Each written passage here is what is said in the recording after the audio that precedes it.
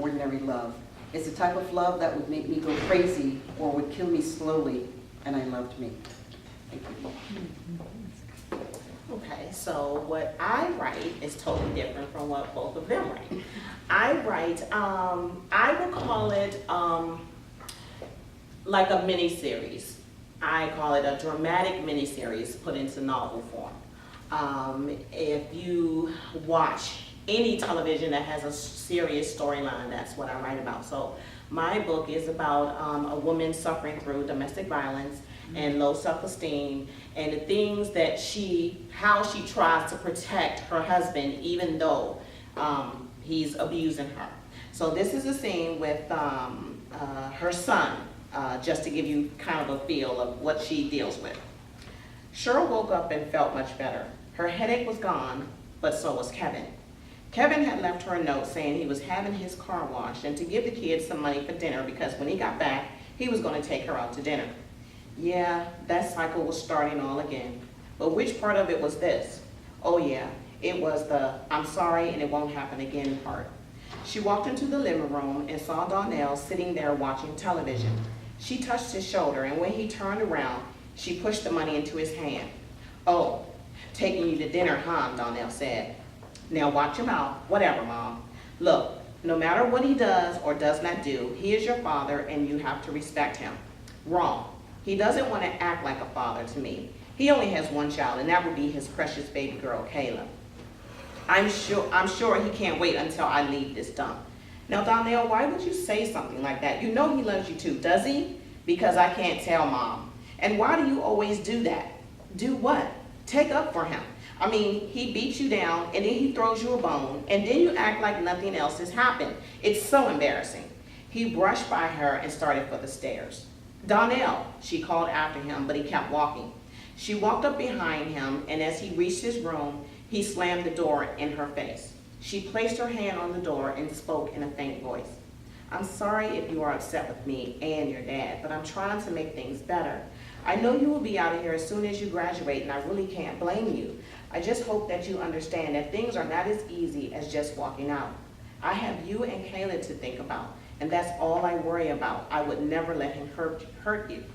Donnell swept his door open and walked towards his window. Mom, but you do. Every time he puts his hands on you, it hurts us. Kayla has blocked you out. She doesn't even hear you anymore. My room is closer. I can hear you. I hear you all the time. I hear when you're crying and when he's calling your names. Silent tears fell from her eyes. I'm sorry, sweetie. She went over and gathered him into her arms, and they swayed back and forth. Donnell spoke in a soft voice. Mom, you really do know that he doesn't like me. But, she started to say, don't worry about it, Mom. I really don't care. Maybe if you, Mom, seriously, do you honestly believe that I will stay in this house 1 minute longer? I am getting the hell out of here as soon as I'm 18.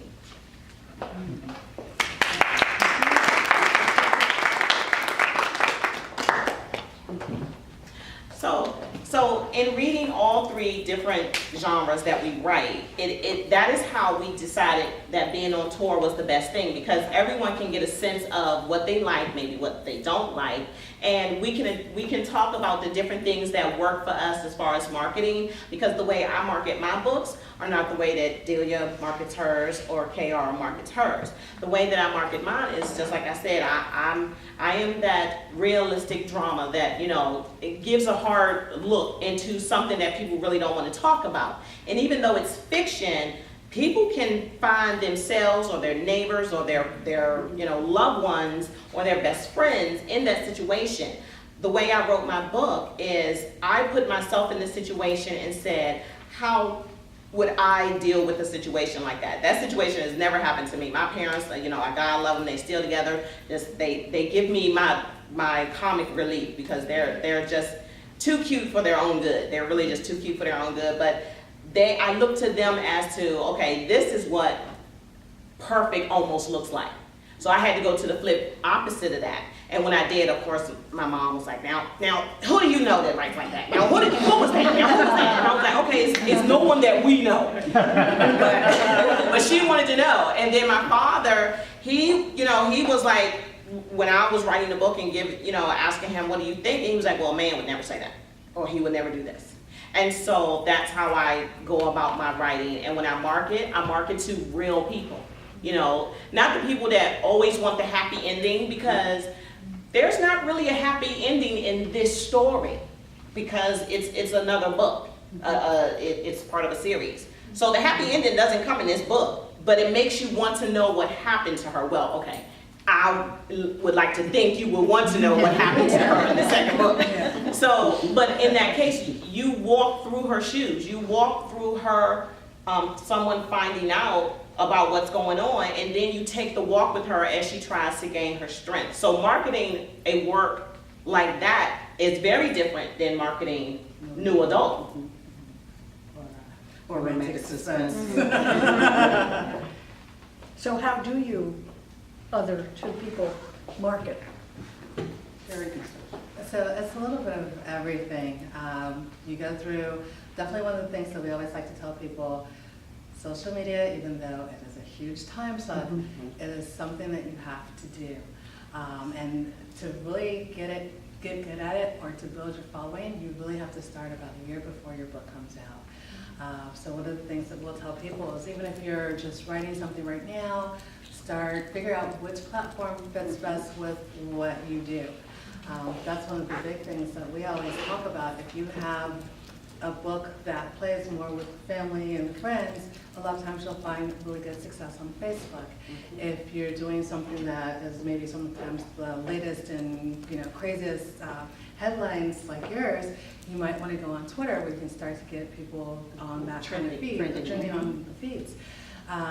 If you have something like a cookbook, then you'll probably want to do maybe Instagram or something like that, where you can start to show pictures of your recipes and get people going that way. So there's a lot of different ways to get out into the social media market, but you really have to make sure that it's exactly towards you. Another one that we say as well, if you're doing more of a nonfiction book or a business book, get on LinkedIn. So those are just a couple of different ways to start to build your presence. Never ever go on there marketing yourself blatantly, because people don't want to hear that. You don't want to hear when people are trying to give you, stuff, anything like that. What they want are conversations. They want to get to know you.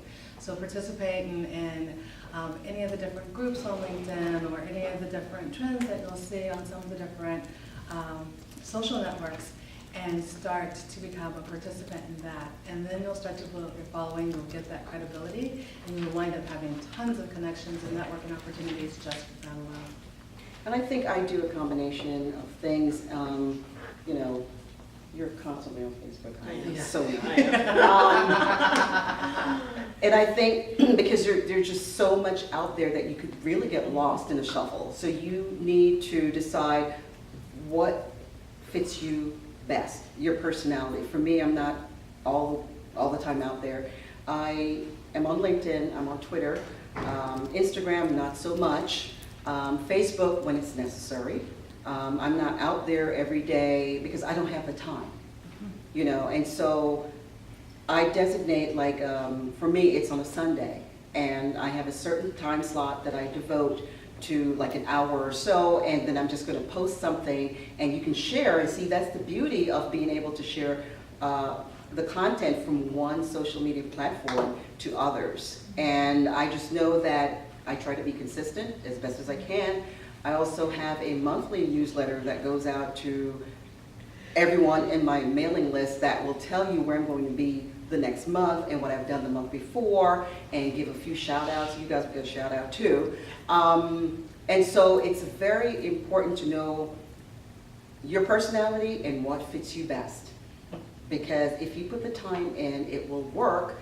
Another big thing that we always do, we attend conferences. We will be at Thriller Fest in New York tomorrow, at least Sandra and I. And locally, there's so many things around here, and I think the great thing is that you're part of a community here, a writers community here with the MWA. And so you will get to share with others in your group, and I like the idea of the bragging. Sometimes we don't give ourselves we don't shine the light on ourselves, and I think it's really cool that like you said with the audio book that you did, awesome. And back there, your article. You know, so it's very important because you never know who's sitting beside you who will say, well, how'd you do that? You know, can you give me a few tips or whatever? Networking, more than anything else, even though you're shy, you know, you have to step out of that because as an author, you're visible. And so you have to be out there, you have to say, look, I'm gonna turn myself on today and go out and smile and meet and greet because you just never know how a relationship will start. I met Sandra online through LinkedIn. You know, and so here we are, what, 3 years later, you know, and, you know, our relationship has grown, and I'm now part of the Creatures, Crimes, and Creativity board that, you know, she said, okay, Delia, you're good at this, this, and this, you know, why not be a part of this? And so I've been doing it now, this is going on your second year that I've been doing the author panel coordinated.